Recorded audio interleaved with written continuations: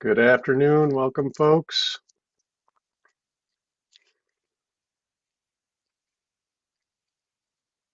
If you're wondering if you're in the right place, this is the Safe Routes Partnership Open Zoom listening session on Safe Routes programs and federal immigration enforcement. We're just going to wait a little bit here while folks get logged on. And Corey, I'll look to you when it feels like we've got a critical mass of folks on the call. We can get started. Sounds good. Hi, everyone. Welcome. Nice to see you all. I believe the chat is open. If you want to say a quick hello, you're welcome to Yeah, do that in the and chat.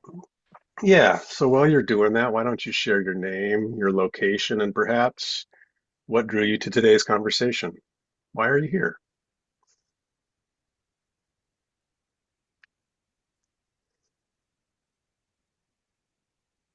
I'll see if I can find you all in the chat.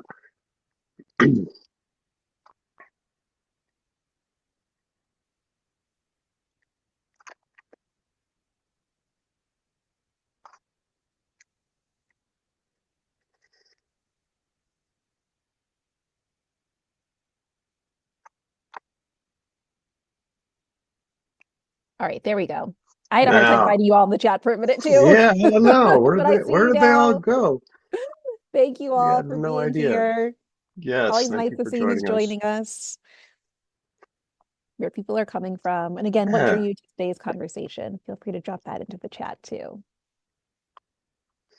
as usual, we're seeing people from all over the country, but maybe there's a concentration from the Twin Cities on here today. I'm seeing maybe more than usual. Yeah.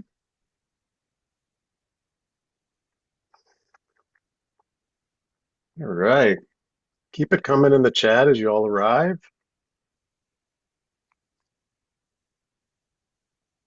And the chat will be open throughout our conversation, and we'll have some time to chat in smaller groups in a little bit. So if things are coming up, feel free to use the chat, and then also make sure you save some ideas and insights when we go into breakout groups in a little bit.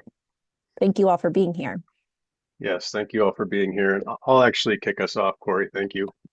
Um, Thanks, folks, for joining. Again, this is the Safe Routes Partnership open Zoom listening session. If you haven't been to one of these before, this is mostly a time and a place for you all to talk to each other. Um, we do have a relatively sensitive topic today and anticipate that we'll be doing a lot of listening, but hopefully not debating. I just wanted to remind us all that today's conversation is not addressing the politics of federal immigration enforcement, but instead our goal is to stay grounded in the program impacts related to safe routes to school and thinking about practical ways programs can adapt or respond moving forward. If you're not familiar with the Safe Routes Partnership, this is our mission, but mostly it reminds us that Safe Routes isn't just about infrastructure or programs. At its heart, it's about people and safety, well-being, belonging, and community that thrives. A couple of reminders about today's webinar, because we always get the questions. The webinar is being recorded in the main room when we're all here together. However, when you move off into breakout groups later on for small group discussion, that is not recorded. So that would be helpful for you to know that. Um, the resources will be linked in a slide deck that will be shared afterwards, posted on our website along with the recording, as well as the questions and comments that come up in the Q&A box. If you want to be chatting with folks, the chat room is or the chat box is the place to do that. If you have questions for the presenters, please move those to the questions tab. They're easier for us to find there and sift out from all of the conversation. Um, we're happy to announce that the Safe Routes to School National Conference this year will be in Minneapolis, Minnesota, from October 20th to the 22nd, and our call for proposals is currently open. If you've got a proposal that you've been thinking on, please submit it. Corey's going to drop a link in the chat here, and those applications will be open and accepted through April 1st, 2026. And perhaps a reminder, or maybe I'm telling you for the first time, of the kinds of support that we offer through our consulting practice here at the Safe Routes Partnership. We've got a long list of ways that we can support local and state safe routes to school programs. If you have a nut that you've been trying to crack, a problem you've been trying to figure out, or some work that you would like to move together on, please feel free to reach out to us through our consulting page on our website.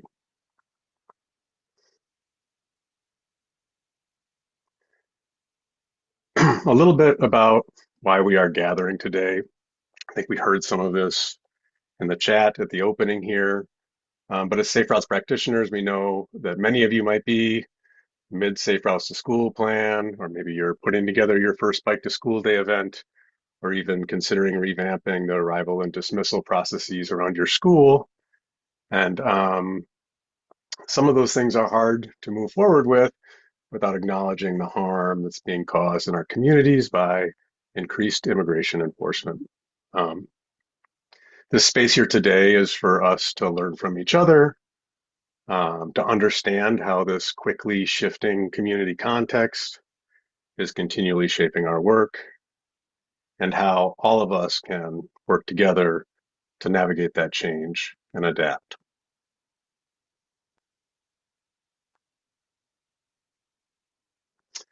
A little bit about how we plan to gather today, or our agenda. We're going to start out by hearing from our peers in St. Paul and Minneapolis.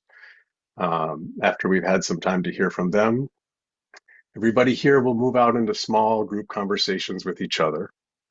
When you break out into those small groups, we do have some instructions for you after Jenny and Sarah talk.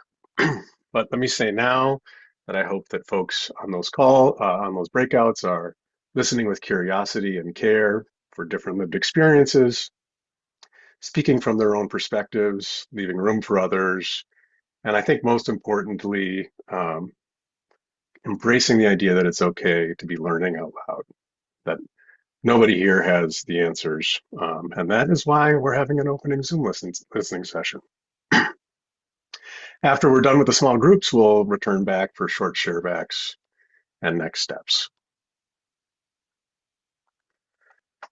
I'm really honored to introduce Jenny Borden and Sarah Stewart today. We're not only longtime colleagues and friends of mine, but two of the people who continue to push and shape what strong, thoughtful, safe routes leadership can look like. Jenny brings this steady, student-centered presence to her work in Minneapolis. She leads with a lot of care, a lot of heart, and a deep commitment to families, especially when things feel uncertain. And Sarah brings a powerful systems perspective and equity lens to Safe Routes work in St. Paul, helping the partners there see the bigger picture while staying grounded in real relationships with community. And what I appreciate about both of them is that they don't just run Safe Routes programs, they build trust, they show up for people, and it really shows in their work. So I'm genuinely grateful today that they're here to share their experiences with their Safe Routes to School programs and federal immigration enforcement. Jenny and Sarah, thanks for joining us. I'll turn it over to you. Thanks, Dave. And you can advance it. Thanks, Dave. Thanks, Corey. Thank you, partnership. I skimmed through the names too. Gosh, there's a lot of friendly faces out there. Glad you're here with us today. It is a pleasure to be here with my counterpart in St. Paul and friend Sarah Stewart. I am Jenny Borden. I have worked for Minneapolis Public Schools for more than a decade on Safe Routes to School. Our district's about 30,000 people, and we're just telling our story. It is ongoing, it is raw, and I am just here learning right alongside with you. So just please kind of bear with us. Wanted to start just with a little foundation of the history of, or some things about immigration here in Minnesota. And the welcoming nature of Minnesota for immigrants. Some of that people would point back to the end of the Vietnam War, where the Hmong people were being persecuted because they had been helping the United States during the war and needed to seek refuge. And Minnesota agencies developed to help support Hmong coming here and making a life around housing and language services and other things that need for immigrants and refugees to create a new life in a new country. And though that structure has remained intact to welcome different waves of immigrants and refugees. And so Minnesota is really proud to have the largest Somali population in the United States and the largest urban Hmong population in the United States. And many white folks aren't too far from their immigrant past as well, and really can connect to the new waves of immigrants and understanding of embracing cultures and foods and histories and traditions, because we've heard stories of how our parents or grandparents came to the United States. And thank you.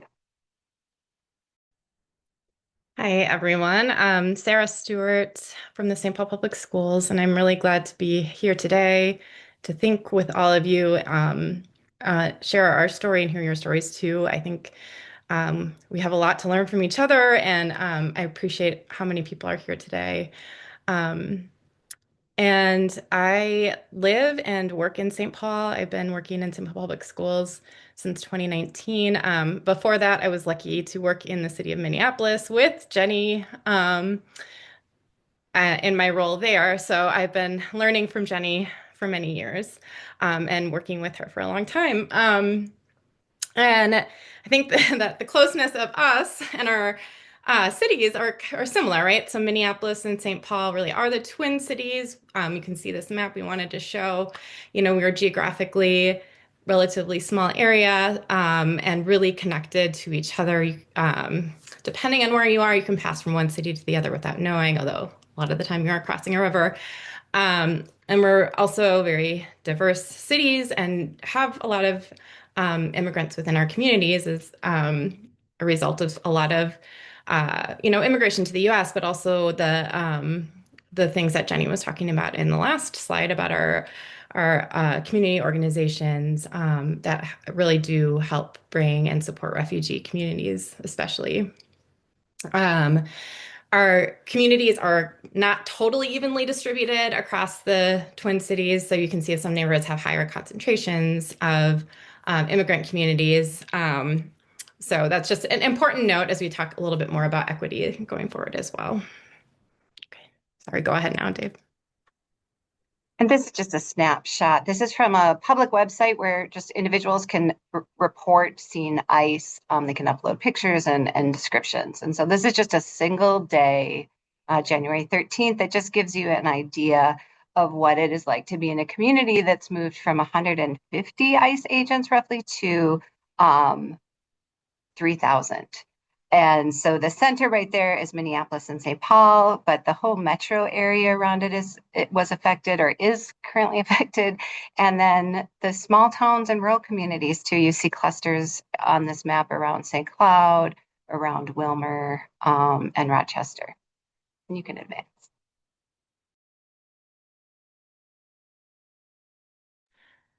So the map tells one story about kind of how pervasive the enforcement activity was. And then this is just a way to see what it looked like on the ground. To suddenly have so many federal agents around wearing kind of military type gear, face coverings, totally unidentifiable in unmarked vehicles, kind of traveling around. We saw pictures of this in other cities, and then it came here. And I know my union brought it up in November, like we need to be ready for militarization of our city, like militarization and enforcement in our city. And then it came to be. So as kids are, moving around the city and going to school, this is something that you could just encounter. Next slide. Yeah, to piggyback off of what Sarah said, it's very widespread. I don't think there's people in our community that doesn't have some kind of ICE related experience. It might be just smelling tear gas or seeing them. When the surge was announced at the very beginning of December, we got a global email in our district, and it was a little bit cryptic because it wasn't really in a media presence at that point, and it was like giving us scripts to do if ICE were to show up at our buildings, giving us things to post, and then sharing city resources to share with families. Families are making difficult decisions about what to do. I learned what a DOPA was. I don't know if you've ever heard of that. I never had, but it's a delegation of parental authority. Parents having to decide who, if I'm detained, um, who who will watch my children. People, we were still doing safe routes to school engagement. I had a teacher tell me the day before winter break, tell when kids are going to be off school for 2 weeks. She's like, I told my kids to go home and sorry, I told my kids to go home and close the door and not come out for the entire winter break because I want to see them in school on in January. I want to see them in school in the next year. People went into hiding. People started being detained.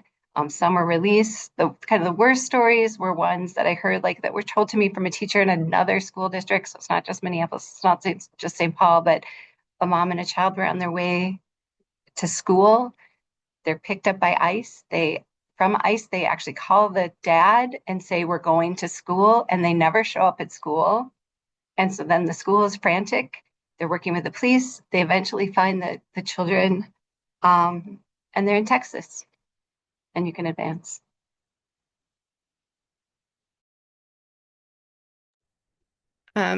So one thing about the enforcement here, and I think it's in other places too, is that it hasn't just been focused on undocumented immigrants. It is focused on anyone who does not look white. And we have seen, uh, these are all examples or more of citizens who are detained just for not looking white, literally just for having an accent or not looking white. And this includes indigenous communities in our area as well.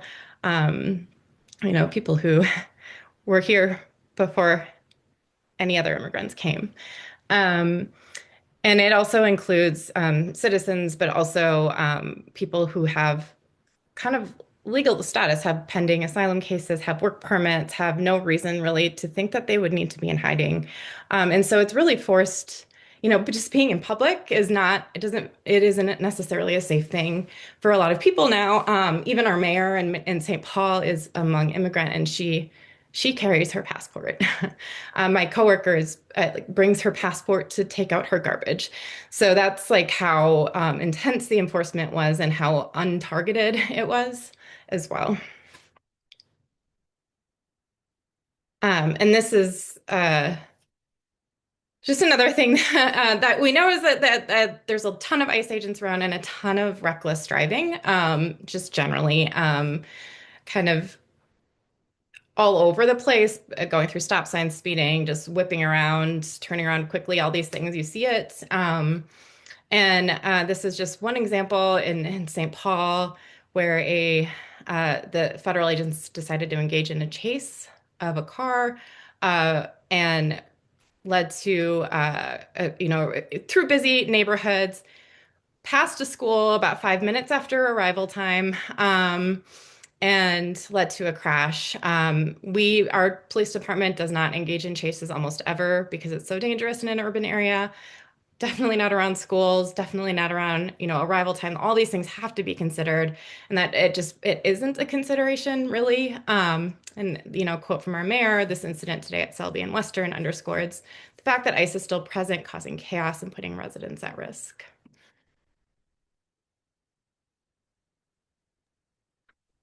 Um, the Renee Good was a citizen who was murdered or killed the morning of May 7th, possibly right after she dropped her kids off at school, and it was just a block or two away from one of our schools in Minneapolis public schools. She was seeming to do something that many people have been trained to do. 30,000 people now have been trained to be legal observers in Minneapolis. I heard about it by noon in my workplace. People were talking about it, and people were sick, and lots of people were saying to each other, it feels just like when George Floyd was murdered. Um, and it felt especially terrifying because there was an elementary school so close by that they could hear things, and then they were all on lockdown, as happens when ICE presence is nearby. And so it was exceptionally terrifying on that same day at dismissal to have ICE agents show up at a school, spray tear gas on students and staff and others there, detain two staffs, break open windows. Students were sheltering in the nearby library. And I was expecting, I think, at noon, a de-escalation, and it felt like an escalation, and especially scary to have kind of this sacred space of schools and arrival dismissal violated. I think you can advance it by the end of the day, or by the evening. School was canceled. Staff and students and families were really, really scared, and this space of arriving at school or leaving school felt really violated. And so school was canceled. And by the end of the weekend, they had offered us an online option for school. It first went till February 12th, but it still goes today. So at some of our schools, half of our kids are doing online learning. Some are more impacted, some are less impacted. And following that, really many cancellations. So schools are still missing recess when there's ICE presence. We were heading into Winter Walk Day, and it just felt ridiculous to be celebrating the route to school or say that the route to school was safe when it wasn't. And then the capacity was really challenged as well. Our wellness committee meeting, our district wellness committee meeting couldn't meet because there's just so much more work to be done. And we and our department ceased a lot of promotions as well, just general promotions, because it seemed um, like we would be tone deaf if we were trying to act as if it was business as usual. And you can advance.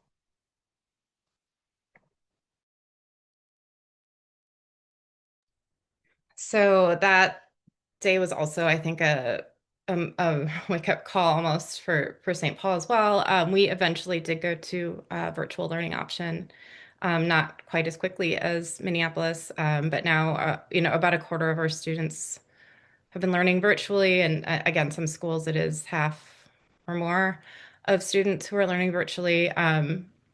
Starting to come back to school a little bit, but it's a lot.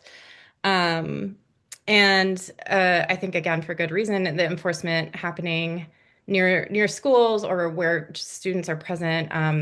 There is no kind of attempt to avoid that at all.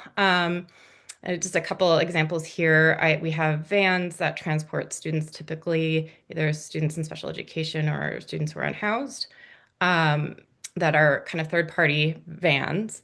And in one day, two vans actually were pulled over by ICE with students on board on their way to school. And then just here, this is actually a quote from an email that I got from my own kid's school about ICE detaining a person right next to the elementary school, like spitting distance from the playground as well.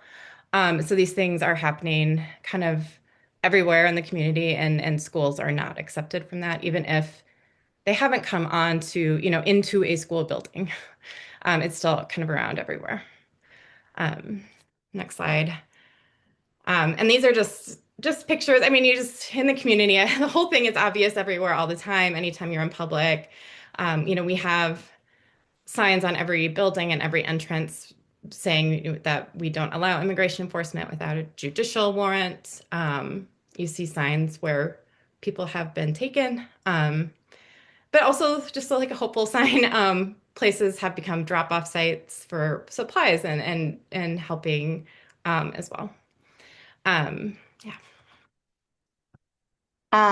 I've told people it's worse than it looks, and it's more beautiful than it looks. And um, community responded on the left to patrolling schools, daycares at arrival and dismissal. You see the whistle and the phone.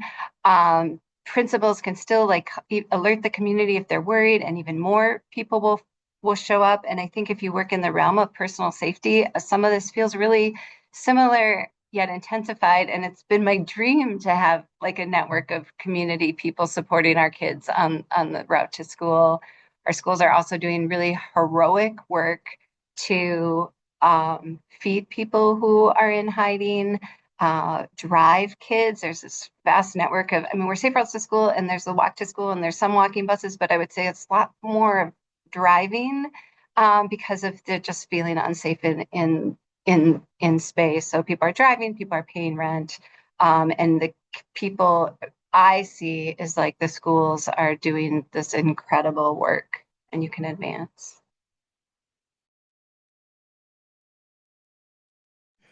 Just touch on this very quickly. It's you see signs that the community is coming together kind of all over the place too. And I'm sure some of you have seen these images, but just an outpouring of support for our immigrant communities and coming together to really, say that we're standing with them and we're yeah, I don't even know what to say. I like this picture of the protests. I think that was January 30th. It's pretty remarkable, but even the kids out there doing it. So just to talk through some of our E's, engagement and evaluation. This year I've been working on Safe Routes to School planning with 4 schools, and our kickoff it was in December. And we did proceed, a little bit. We proceeded with engagement, and then in January, when it was really terrible, things seemed ridiculous to do tallies. Schools not really having the capacity to do it, but also kids are not there. Kids were in hiding, and now we had an online learning. Some survey questions sounded really ridiculous, just generally asking, how do you feel safe? What are the barriers?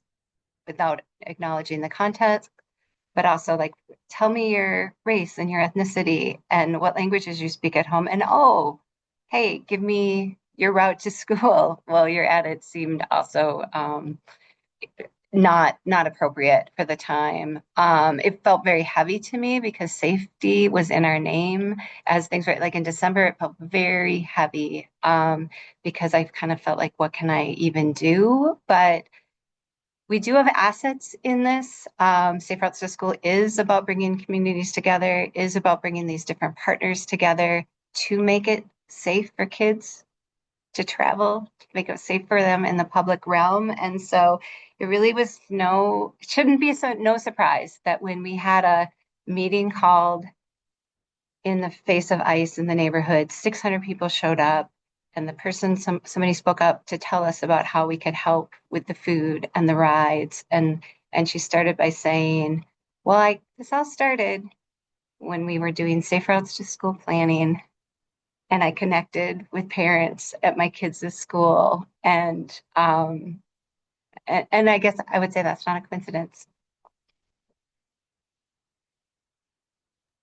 I'm looking at the time and I know we have to kind of move on. So I think maybe we might go through a couple of these things quickly because I know we're going to talk about all of these things together.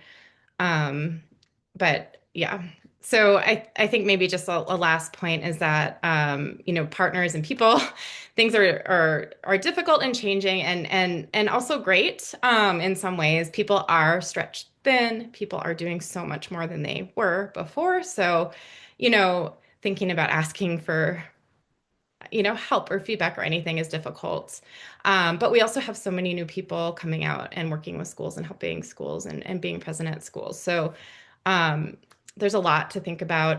It's still this article actually here is from yesterday on Minnesota Public Radio. So we're still feeling disruption on a regular basis and continue to expect to see that. And then but we did want to end though, maybe Jenny, I don't know if you want to say anything more on that, but No, I think it was great what you did. okay. We didn't want to we wanted to end a little bit optimistically. I've been reading a biography of John Lewis by chance. It's my book club book for February, and great to connect with the civil rights movement and thinking about what happened and what's happening now. And someone who spent a whole life dedicated to working on that. And this is the way he looked at it. Do not get lost in a sea of despair. Be hopeful, be optimistic. Our struggle is not the struggle of a day, a week, a month, or a year. It is the struggle of a lifetime.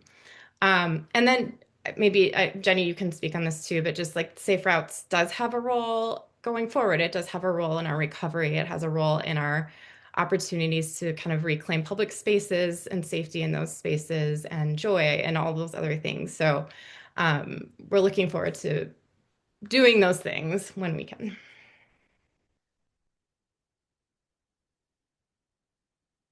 Yeah, I look forward to talking more in the break because that is what I'm thinking about is like where when we're ready to heal, I think that will be a big part of the healing. So I can pass it back to you, Dave. Um, Thank you, you two. This is a vulnerable conversation, and I know that we all are still living through this, and it's hard to talk about. And you both just did a beautiful job of painting a picture of what your work looks like. So, um, thank you for doing that. We have about 20 minutes for our open listening sessions. And so I'm going to give you some quick instructions, everybody on the call. You'll have a chance to be with each other. But before we get too far into that, there should be a link showing up in your chat any minute that will move you to this breakout notes document. You'll notice that there's a breakout room with a number after it on this document. For now, don't click on anything. In a moment, you're going to be moved to a breakout room. Once you know what that number is, you'll click on that number and it'll open up a shared notes doc for you and the people that are in the room with you.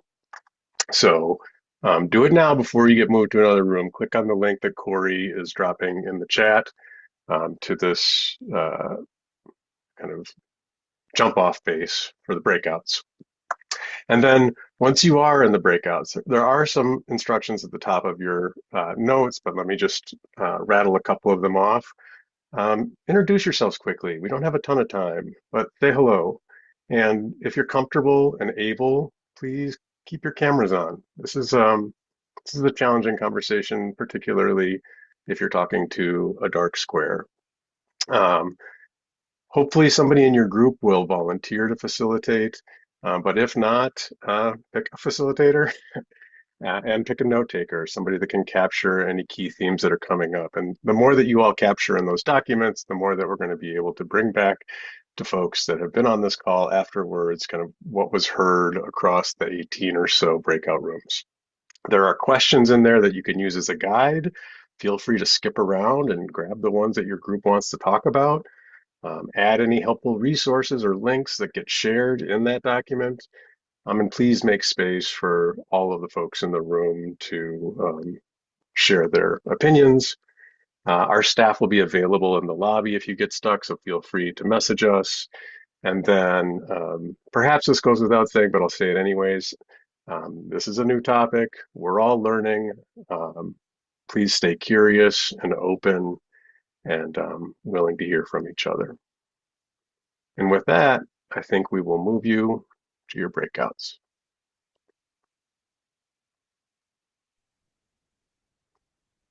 And you should see something pop up on your screen that'll invite you to join a breakout group. So just click the join button and you should go right into the group. And I'll drop the questions doc in the chat again in case anybody missed it.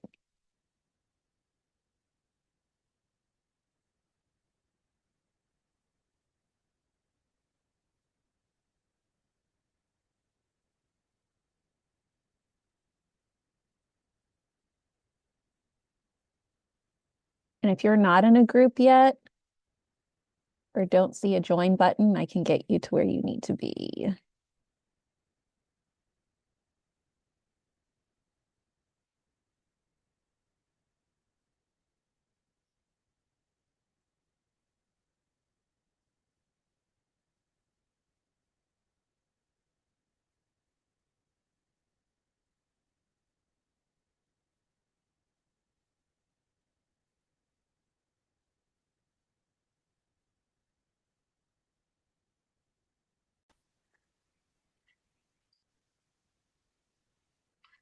Indeed, all of those great relationships that were made through safe routes could be helpful in other ways too. Yep. Know your neighbors. Data collection can be harmful during this time. Like maybe those tallies aren't as important as we think they are. Mhm.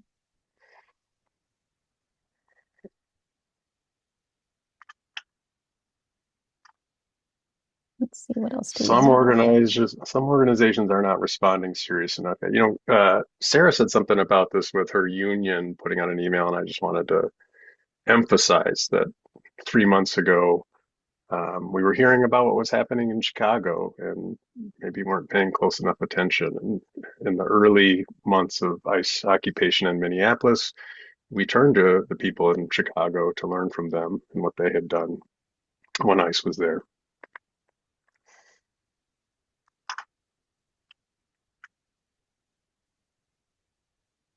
Walking and biking feels less safe than it might have felt in the past. Absolutely. And I guess it could also, I think that there are also some communities where walking and biking is probably felt unsafe for a while. And so, Hmm. just kind of like raising that awareness, around how different people are experiencing public spaces and public safety and, just kind of recognizing that some of these, fears that communities are living with are fears that have been part of lots of people's everyday experience just existing in their communities. I saw one that said safe routes to school can play a role in recovery. I love that. I think Jenny and Sarah mentioned that in their presentation. How can safe routes to school be part of recovery, part of healing? What does that look like? How can community members be a part of that healing process through safe routes to school? So I like looking at the possibilities too of what safe routes to school can bring to a community. Yeah. I like this one about community networks and trusted partners. They popped up fast here in Minnesota, um, and they can pop up fast other places. Um, so building on those lessons learned. Why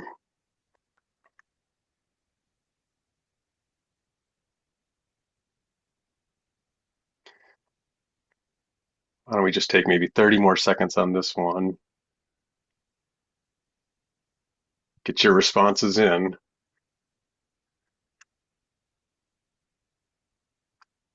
Increase requests for walking school buses. I know walking school buses have kind of been something people have been interested in for a while, and I think that thinking about safe routes as being part of a solution, part of a recovery process, there's definitely a role for walking school buses and other group activities to play a role in that process. And yes, we'll share out a link to the comments from the mentee, so we'll make sure you all get those. Yeah, wonderful. All right, so that's our first Menti question. We have one more and about 5 minutes left. And we will share this out as a part of the recording and slides as we always do. We'll share back folks's the one thing that stood out to you, and then perhaps a curiosity or a question that you still have moving forward. Again, same link. I also dropped it in the chat again in case you need it, but we know that we don't have If you, all the answers, but we might still have some questions or curiosities that are lingering. So go ahead and drop those in too, and maybe we'll have some answers, or maybe we'll try to figure it out together and just let it linger.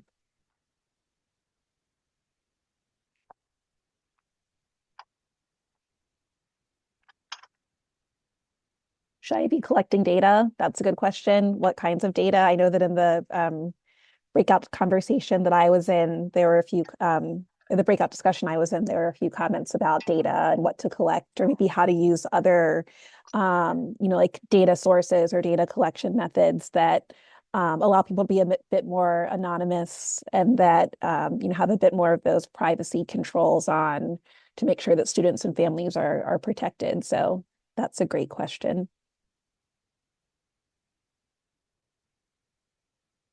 How do we best oh, communicate when the messages are so tough, especially to children? mm, That's a good question. And maybe also, I think also in our conversation, we were talking about how partnerships can really play a role and, getting in touch with people who might, well, like sure people on this call do, but also people who like might have some area of expertise or knowledge and how to talk with kids about a lot of these tough conversations. That could be a caregiver, it could be a teacher, it could be a mental health, professional.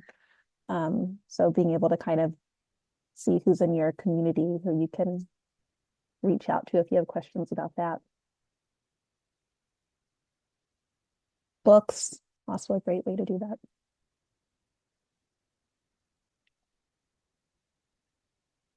How do we help people build up a sense of safety again after all our communities have been through? I imagine we'll be wrestling with that one for a while. Mm-hmm. And another opportunity maybe I think that there have been these perceptions of safety and systems of safety that haven't been developed by everyone, that have been built to protect certain people. So this could also be an opportunity to build, a sense and a culture of safety that's more inclusive of lots of people, lots of different experiences. That's a really great question.